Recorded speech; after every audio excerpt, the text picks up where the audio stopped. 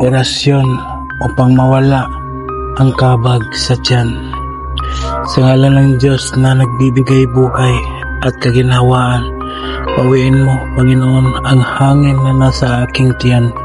Sa bawat hinga, alisin mo ang kirot at bigat.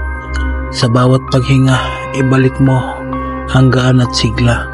Sa iyong kapangyarihan, ang lahat ng hangin ay maglalaho at ang katawan ko'y muling magiging payapa at maayos. Amen.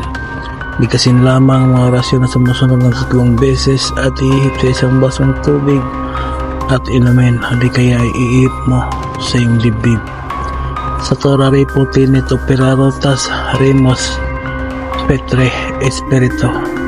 Remus Petre Espiritu. Remus Petre Espiritu. Amen. Gawin ito araw-araw hanggang sa mawala ng kabag sa tiyan mo. Maraming salamat sa mga tao na naniniwala at tumangkilik sa mga binahagi kong kaalaman.